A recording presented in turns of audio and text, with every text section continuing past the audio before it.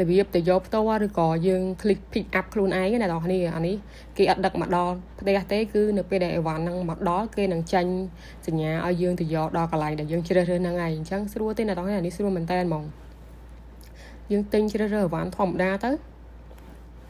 នេះអាហាងក្រមអាស័យឋានយើងឃើញណាបងប្អូនហើយយើង click អាហ្នឹងចូលមកអញ្ចឹងនេះអាដំបូងគេហ្នឹងគឺទៅ pick up ហើយទៅយកផ្ទាល់អាទី2នេះគឺ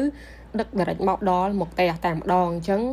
បើសិនជាអ្នកទាំងនេះដឹក direct យើងគ្រាន់តែចុចទៅលើក្រុមហ៊ុនដែលយើងស្រឡាញ់បើសិនជាយើង pick up នេះអាដំបូងគេហ្នឹងណាអញ្ចឹងឧទាហរណ៍លើគេនេះយើងចង់បានក្រុមហ៊ុនហ្នឹងយើងមើលទៅថាក្រុមហ៊ុនហ្នឹងណាមួយណានៅចិត្តយើងជាងគេមើលអាស័យដ្ឋានគេទៅបើយើងពេញចិត្តយើង click មកអញ្ចឹងគេដាក់សរខ្មែរយើងមើលអ្នកនរគ្នាអញ្ចឹងយើងមើលទៅថាទីតាំងមួយណាចិត្តយើងជាងគេហើយបើយើងអត់ស្រឡាញ់អាហ្នឹងទេយើងចូលទៅក្រុមហ៊ុន CE ម្ដងមើលក្រុមហ៊ុន CE មើលថាក្រុមហ៊ុន CE ហ្នឹងទីតាំងមួយណានៅចិត្តយើងអញ្ចឹងយើង click ទៅយើង scroll មើលទៅបើយើងអត់ពេញចិត្ត CE ទេយើងពេញចិត្ត Loda យើងដាក់ Loda តែ Loda ក៏មានរើសទីតាំងដែរអញ្ចឹងយើងជ្រើសមកណាចិត្តតែយើងយកមួយហ្នឹងមកគាត់ tick ឲ្យចុច